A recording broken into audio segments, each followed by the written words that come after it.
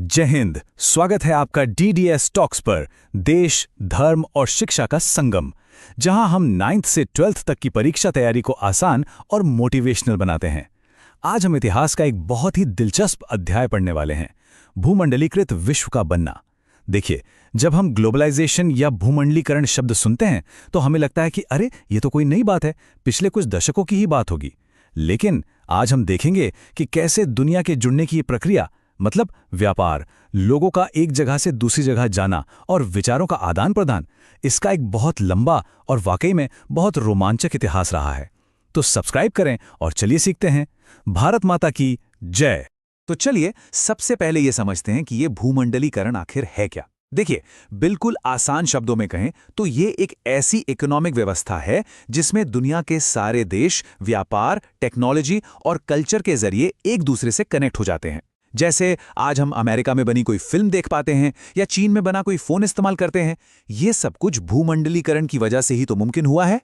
और ये सिर्फ सामान का आना जाना नहीं है, इसमें लोगों का एक देश से दूसरे देश जाना, नौकरी करना, नए नए विचारों का फैलना और अलग अलग संस्कृतियों का आपस में मिलना जुलना, ये सब शामिल है। इस पूरी प्रक्रिया ने दुनिया को एक ग्लोबल विलेज यानी एक वैश्विक गांव जैसा बना दिया है, जहां हर देश एक दूसरे पर निर्भर है। इस परिभाषा को याद रखना बहुत जरूरी है, क्योंकि यही भूमंडलीकरण का आधार है। ये एक आर्थिक प्रणाली है जो प्रौद्योगिकी, वस्तुओं, लोगों और विचारों के मुक्त आवागमन पर चलती है। तो आज हम इस ऐतिहासिक सफर को 5 हिस्सों में समझने वाले हैं। हम शुरुआत करेंगे एकदम प्राचीन काल से, रेशम मार्ग से। फिर देखेंगे कि कैसे जीत और बीमारियों ने दुनिया को जोड़ा। इसके बाद 19वीं सदी के बड़े बड़े बदलावों को समझेंगे, विश्व युद्ध और महामंदी के असर को जानेंगे, और आखिर में देखेंगे कि आज की जो दुनिया है उसका ढांचा कैसे तैयार हुआ। तो चलिए शुरू करते हैं हमारे पहले पड़ाव से। तो हमारा पहला टॉपिक है प्राचीन जुड़ाव, रेशम मार्ग से स्वाद तक। चलिए समय में थोड़ा पीछे चलते हैं और देखते हैं कि आज के मॉडर्न युग से पहले दुनिया आपस में कैसे जुड़ी हुई थी। जब हम पुराने जमाने के कनेक्शन की बात करते हैं ना, तो सबसे पहले जिक्र आता है सिल्क रूट या रेशम मार्ग का। अब ये कोई एक अकेली सड़क नहीं थी, बल्कि ये तो जमीन और समंदर के रास्तों का एक बहुत बड़ा नेटवर्क था जो एशिया को यूरोप और उत्तरी अफ्रीका से जोड़ता था। इसका नाम सिल्क रूट क्यों पड़ा? क्योंकि चीनी रेशम, जो उस जमाने में सोने जितना कीमती था, इसी रास्ते से पश्चिम की दुनिया में पहुंचता था। लेकिन इस रास्ते से सिर्फ रेशम ही नहीं, बल्कि चीन के मिट्टी के बर्तन, भारत और दक्षिण पूर्व एशिया के मसाले और कपड़े भी दुनिया के दूसरे हिस्सों में जाते थे। और बदले में यूरोप से सोना, चांदी जैसी कीमती धातुएं एशिया पहुंचती थीं। पर सबसे दिलचस्प बात यह है कि ये मार्ग सिर्फ व्यापार के लिए नहीं थे, ये तो विचारों और संस्कृतियों के आने जाने का भी जरिया थे। इसी रास्ते से बौद्ध धर्म भारत से निकलकर दुनिया के कई हिस्सों में फैला। बाद में ईसाई और मुस्लिम धर्म प्रचारकों ने भी इन्हीं रास्तों का इस्तेमाल किया। तो हम कह सकते हैं कि सिल्क रूट प्राचीन दुनिया का इंटरनेट था, जो लोगों को, सामान को और विचारों को आपस में जोड़ता था। यह समझना जरूरी है कि दुनिया हमेशा से ही किसी न किसी तरह से जुड़ी हुई थी। अब बात करते हैं खाने पीने की यात्रा की। क्या आप सोच सकते हैं कि हमारे कई पसंदीदा खाने की चीजें जैसे आलू, टमाटर, मिर्च, ये हमेशा से यहाँ नहीं थीं? ये सब हमें अमेरिका की खोज के बाद मिली। जब 1492 में क्रिस्टोफर कोलंबस गलती से अमेरिकी महाद्वीप पर पहुंचा, तो उसके बाद खाने पीने की चीजों का एक बहुत बड़ा लेन देन शुरू हुआ, जिसे कोलंबियन एक्सचेंज कहते हैं। अमेरिका से आलू, सोया, मक्का, टमाटर जैसी चीजें यूरोप और एशिया पहुंची। खासकर आलू को देखिए। एक साधारण से दिखने वाले आलू ने यूरोप के गरीबों की जिंदगी ही बदल दी। उन्हें बेहतर खाना मिला और उनकी औसत उम्र बढ़ने लगी। आइलैंड के किसान तो आलू पर इतने ज्यादा निर्भर हो गए कि जब 1840s के दशक में बीमारी से आलू की फसल पूरी तरह बर्बाद हो गई, तो लाखों लोग भूखमरी से मर गए। इसे इतिहास में आयरिश आलू अकाल के नाम से जाना जाता है। यह घटना दिखाती है कि कैसे दूर देश से आई एक फसल किसी देश की किस्मत बना भी सकती थी और बिगाड़ भी सकती थी। अब हम अपने सफर के दूसरे पड़ाव पर आते हैं, विजय, बीमारी और व्यापार। 16वीं सदी में दुनिया के जुड़ने का तरीका और भी नाटकीय और ज्यादा दर्दनाक होने वाला था। जब यूरोपीय ताकतें अमेरिका पहुंची, तो उन्होंने सिर्फ अपनी सैनिक ताकत के दम पर ही जीत हासिल नहीं की। उनका सबसे घातक हथियार कोई बंदूक या तलवार नहीं था, बल्कि वो थे चेचक यानी स्मॉल पॉक्स जैसी बीमारियों के कीटाणु। देखिए, लाखों सालों से दुनिया से कटे रहने के कारण अमेरिका के मूल निवासियों के शरीर में इन यूरोपीय बीमारियों से लड़ने की रोग प्रतिरोधी क्षमता यानी इम्यूनिटी बिल्कुल थी ही नहीं। नतीजा ये हुआ कि चेचक की बीमारी वहां जंगल की आग की तरह फैली और इसने पूरी की पूरी आबादियों को खत्म कर दिया। इस स्लाइड पर जो आप ये कोट देख रहे हैं वो दिखाता है कि कैसे यूरोपीय लोग इसे अपनी जीत का रास्ता आसान बनाने वाला भगवान का इशारा मान रहे थे। ये एक तरह का बायोलॉजिकल वॉरफेयर या जैविक युद्ध था जिसने अनजाने में ही सही पर अमेरिकी महाद्वीप पर यूरोपीय कब्जे में एक बहुत बड़ी भूमिका निभाई। अमेरिका की खोज ने तो जैसे वर्ल्ड ट्रेड का पूरा नक्शा ही बदल दिया। पेरू और मेक्सिको की खानों से निकलने वाली चांदी ने यूरोप को माला माल कर दिया।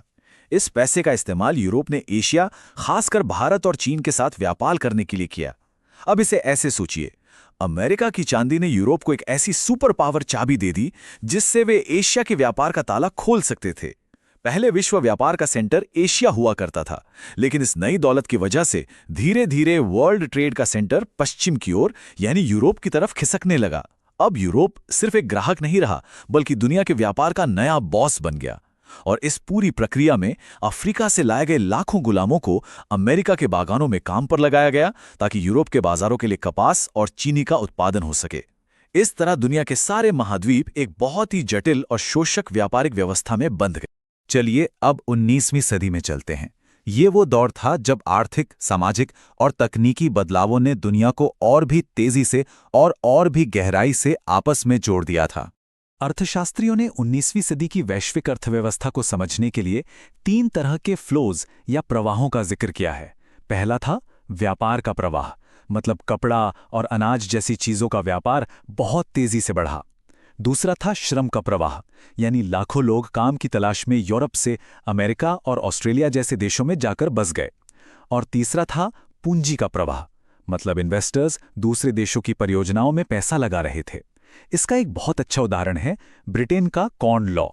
ये कानून इसलिए बनाया गया था ताकि बाहर से सस्ता मक्का और अनाज ब्रिटेन में ना आ सके और वहां के जमींदारों को फायदा हो। लेकिन जब सरकार ने इस कानून को हटाया तो ब्रिटेन में बाहर से सस्ता ना जाने लगा। इससे ब्रिटेन के किसान बेरोजगार हो गए और उन्हें काम की तलाश में दूसरे देशों में जाना पड़ा। ये हुआ श्रम का प्रवाह। अब इस सस्ते अनाज की मांग पूरी करने के लिए अमेरिका और ऑस्ट्रेलिया में नई जमीनों पर खेती शुरू हुई, जिसके लिए लंदन से पैसा लगाया गया। ये हुआ पूंजी का प्रवाह। और फिर वहां से तैयार अनाज को ब्रिटेन भेजा गया। ये हुआ व्यापार का प्रवाह। देखा आपने कैसे ये तीनों प्रवाह एक दूसरे से बिल्कुल जुड़े हुए थे। 19वीं सदी के इन बड़े बड़े बदलावों के पीछे टेक्नोलॉजी का बहुत बड़ा हाथ था। रेलवे के आने से खेतों को बंदरगाहों से जोड़ना आसान हो गया। भाप के इंजन वाले बड़े बड़े जहाज़ों से भारी मात्रा में सामान को एक महाद्वीप से दूसरे महाद्वीप तक पहुंचाया जा सकता था। और टेलीग्राफ ने तो कम्युनिकेशन में क्रांति ही ला दी, जिससे हजारों मील दूर बैठे लोग तुरंत संदेश भेज सकते थे। लेकिन एक आविष्कार जिसने आम लोगों की जिंदगी को सीधे तौर पर बदला, वो था रेफ्रिजरेटेड जहाज। इसके आने से पहले जिंदा जानवरों को अमेरिका से यूरोप भेजा जाता था, जो बहुत महंगा पड़ता था। लेकिन अब जानवरों को अमेरिका में ही काटकर उनका मांस ठंडे जहाजों में यूरोप भेजा जाने लगा। इससे यूरोप में मांस इतना सस्ता हो गया कि गरीब से गरीब लोगों के खाने में भी अब मांस और अंडे शामिल होने लगे। इस तरह टेक्नोलॉजी ने दुनिया को सचमुच छोटा कर दिया था। स्क्रीन पर यह संख्या देखिए, 90%। जरा सोचिए ये किस बारे में हो सकती है। ये संख्या 1890 के दशक में अफ्रीका में रिंडरपेस्ट नाम की एक बीमारी से मारे गए मवेशियों का प्रतिशत है। ये एक पशु प्लेग था जो यूरोपीय लोगों के साथ आए संक्रमित जानवरों से फैला था। अफ्रीकी लोगों की पूरी आजीविका जमीन और पशुओं पर ही तो निर्भर थी। आप कल्पना कीजिए कि एक ही झटके में किसी समाज की 90% संपत्ति खत्म हो जाए। इसने अफ्रीकी समाजों को घुटनों पर ला दिया और उन्हें यूरोपीय बागानों और खदानों में मजदूरी करने पर मजबूर कर दिया। इस तरह एक बीमारी ने यूरोपीय उपनिवेशीकरण का रास्ता और भी ज्यादा आसान बना दिया।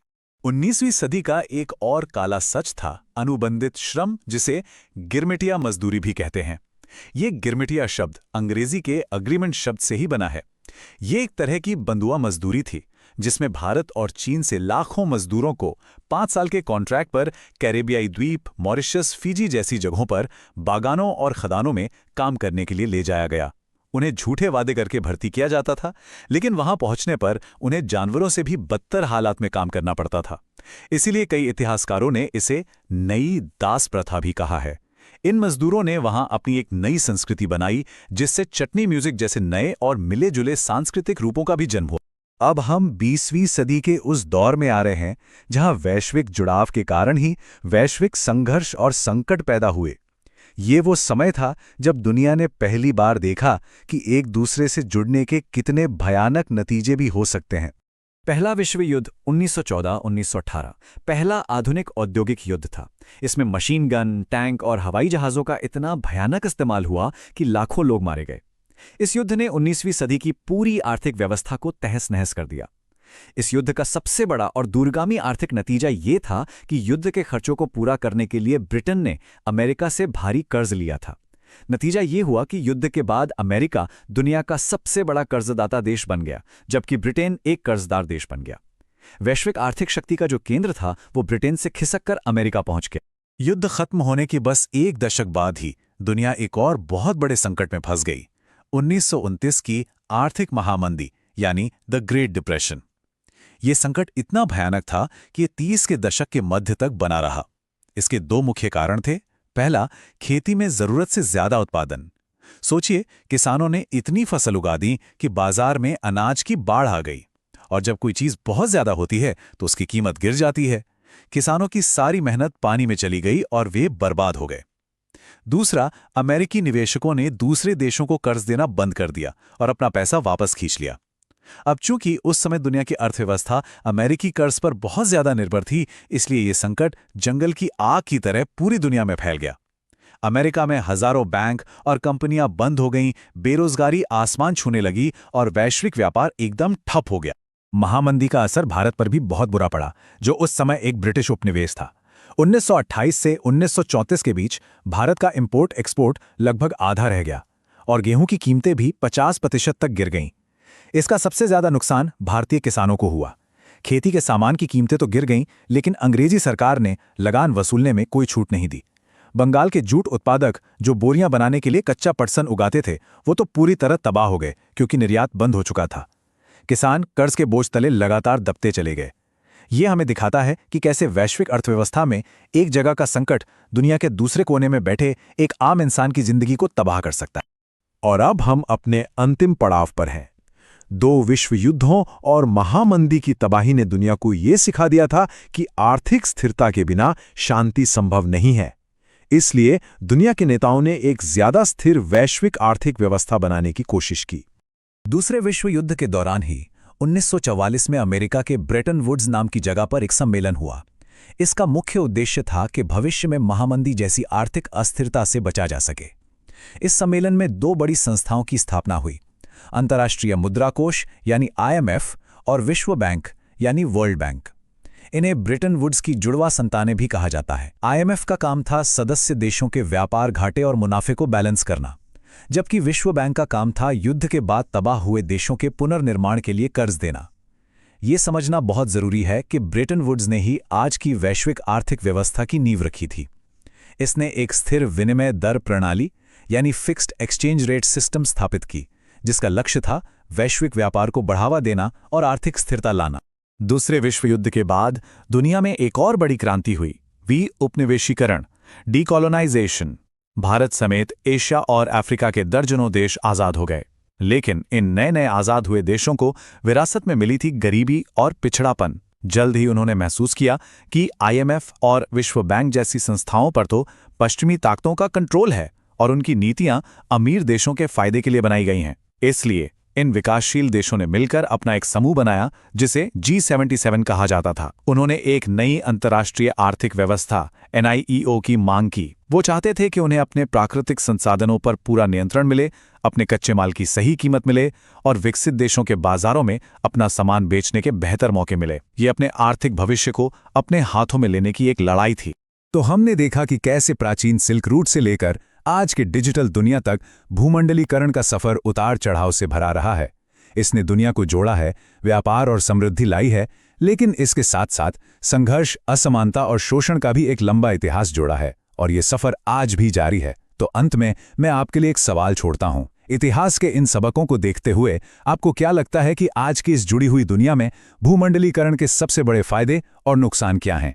इस पर जरूर सोचिएगा। धन्यवाद देखने के लिए। अगर ये वीडियो हेल्पफुल लगी तो लाइक, शेयर और सब्सक्राइब करें।